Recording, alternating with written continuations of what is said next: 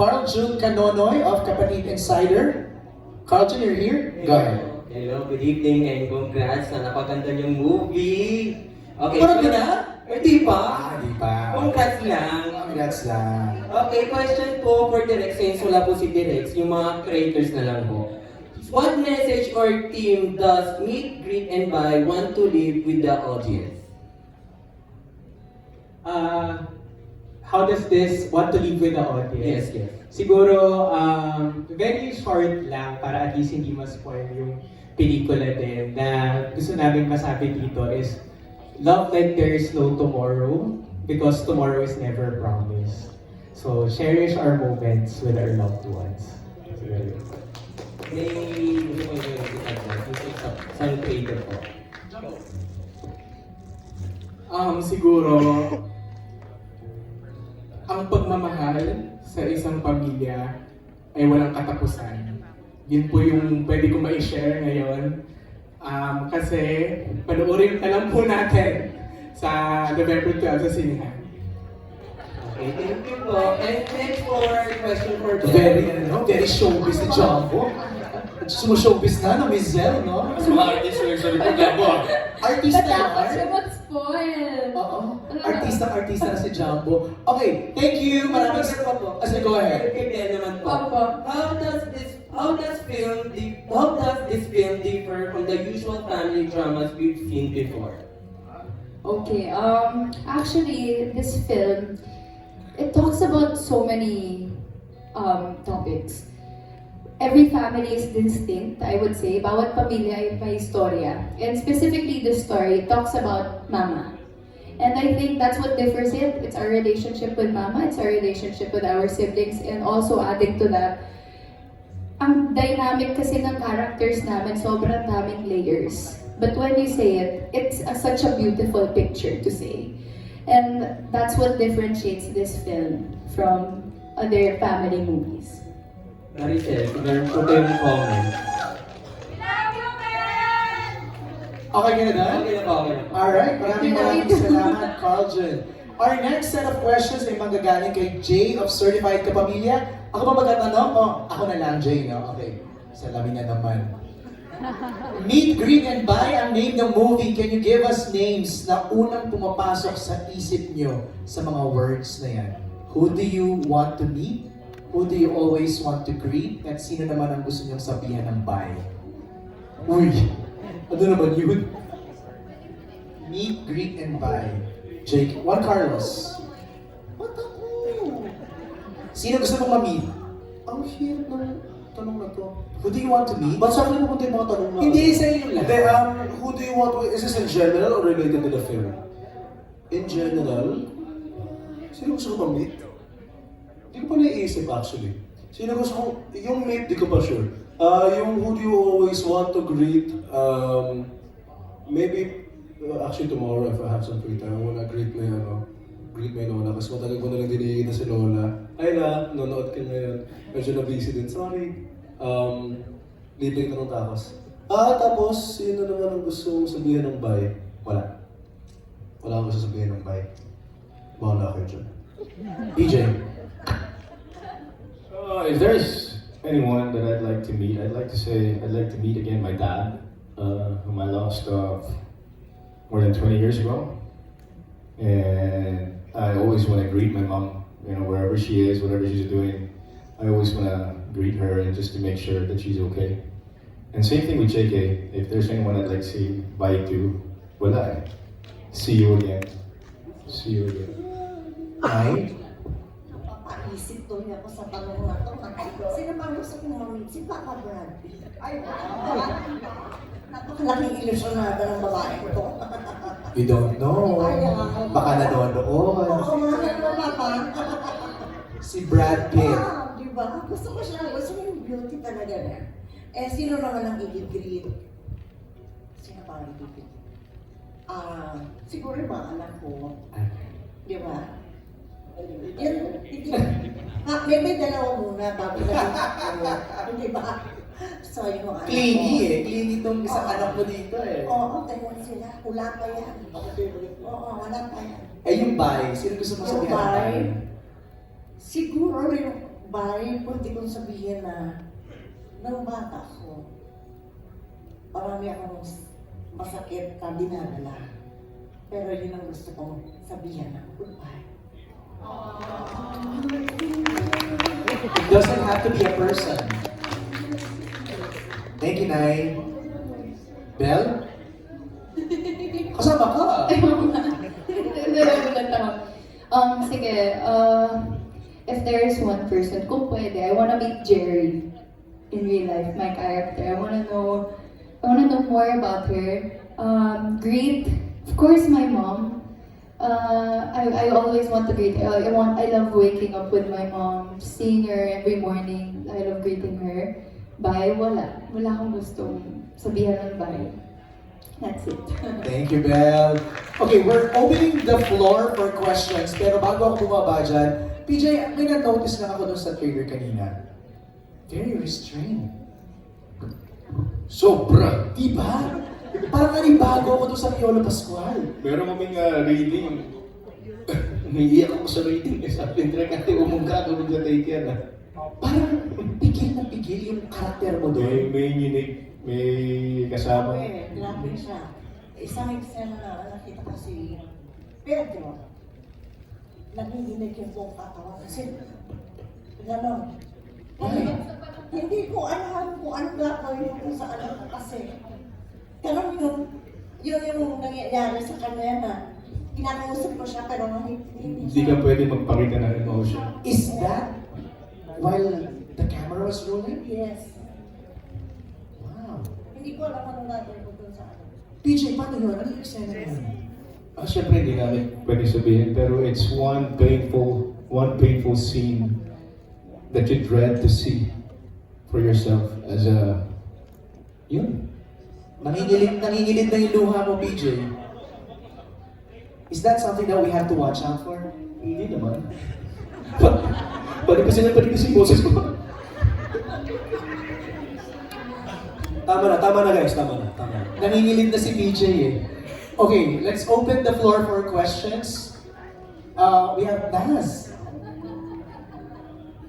Hello, for Juan Carlos, Joel, and Belle, kasi yung mga family movies ni Derek Cathy, may parang bawat anak may pinagdadaan. So ano yung pinagdadaanan ng mga characters nyo as anak dito? Baka mas-spoil na, pero what can you share?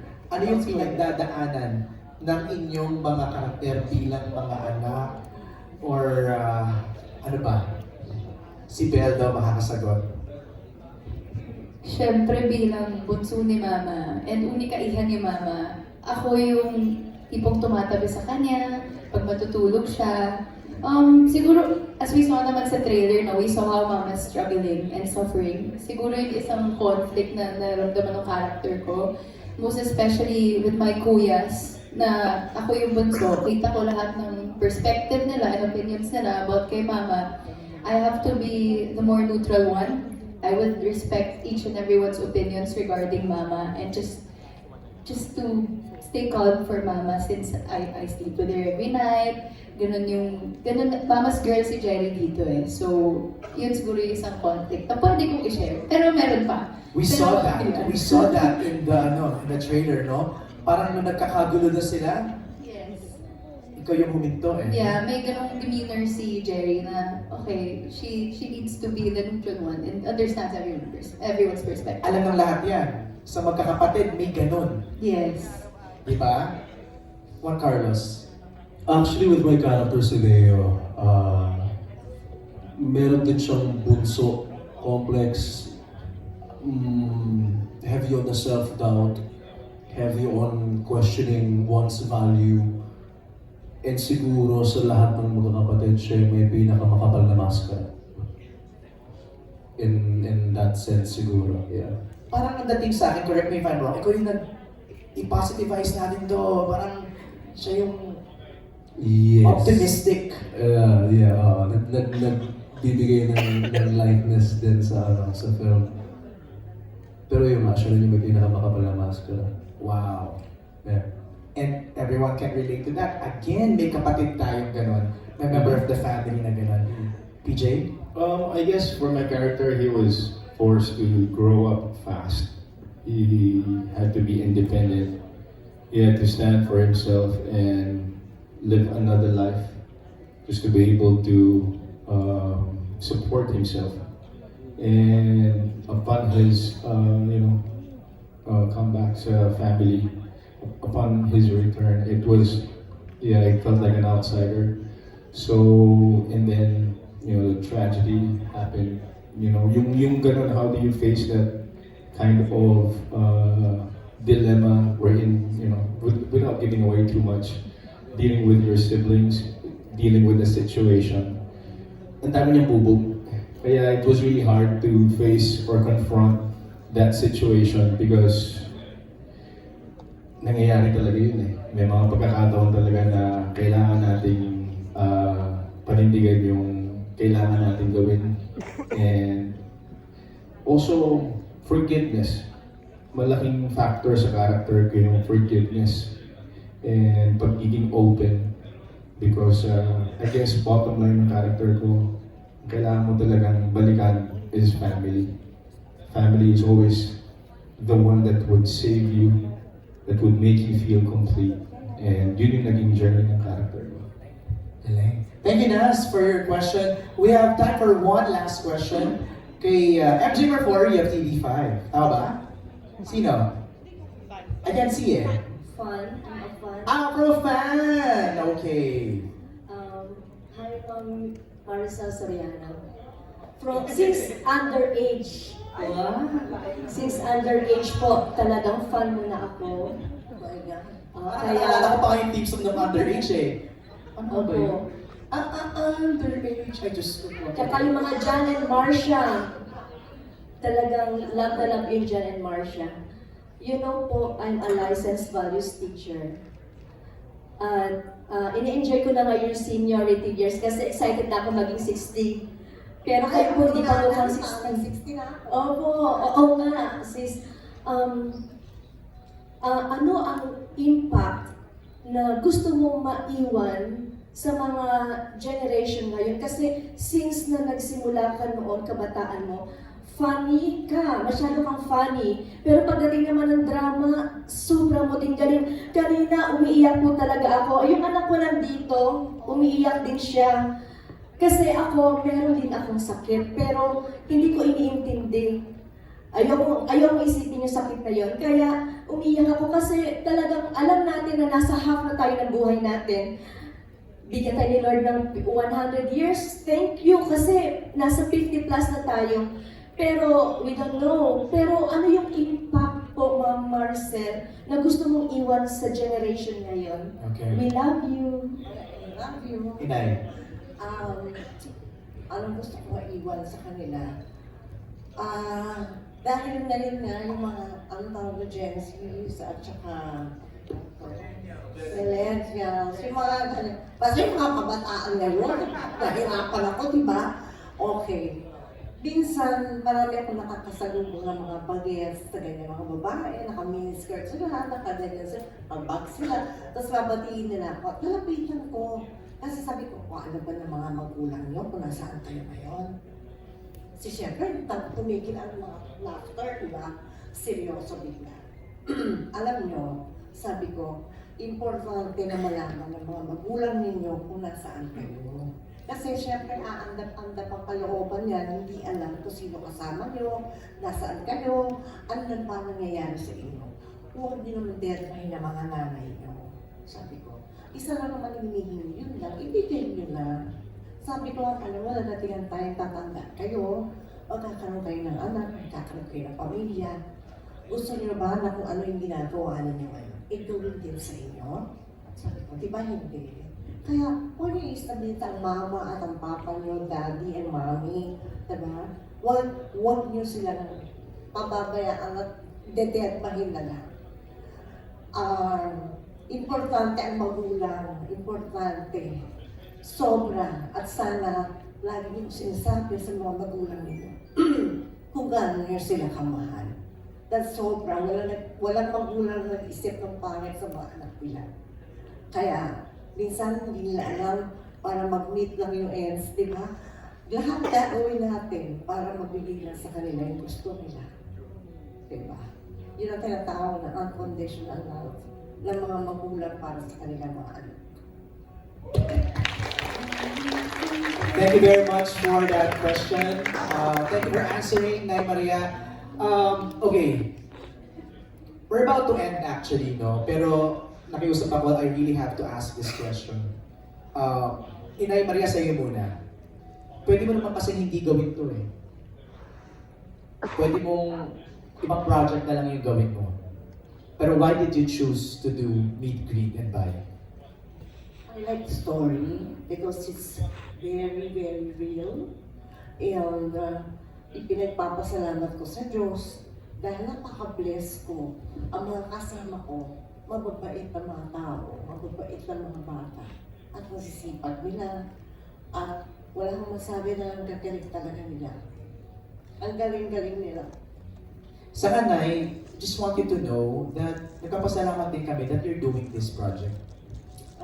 You're gracing us with your brilliance in this meet, greet, and buy. Kaya thank you agad. Ngayon pa lang, Nay. Maraming salamat. Maraming salamat. And my last question for Belle, Piolo, and Juan Carlos. If in real life you're in that situation, what will you do? In that situation. Grabe, wait lang po. 5 minutes.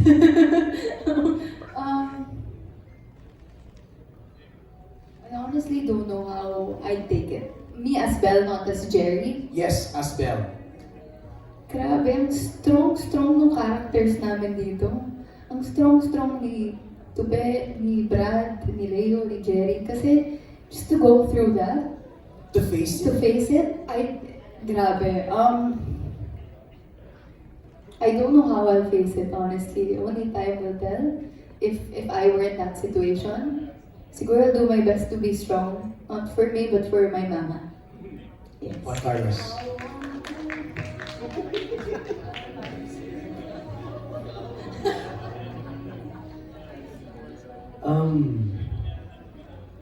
I've been in that situation. I was 12 and I did not know what to do. And I think that's okay. It's okay to not know what to do. There's no right or wrong answer. We all go through all of these different stories and different situations differently. We grieve differently. But at the very end of it, just always remember that you're never alone. That's it. PJ. When I lost my dad, I was 16, so I couldn't process it back then. But now that, facing this kind of situation, it was hard, and that's something na parang ayaw mong mangyari. So, you're never prepared for it. But you have to be strong, not just for yourself, but for the loved one, especially your mom. No one is prepared for that. So, yun pa rin, kailangan mong magpakita ng kalakasan, kahit masakit. And it's hard.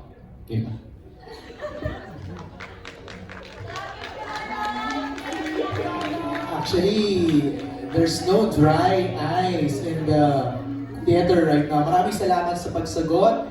Thank you very much. At this point, we have a message from our brilliant director, Direk Cathy Garcia Sapan.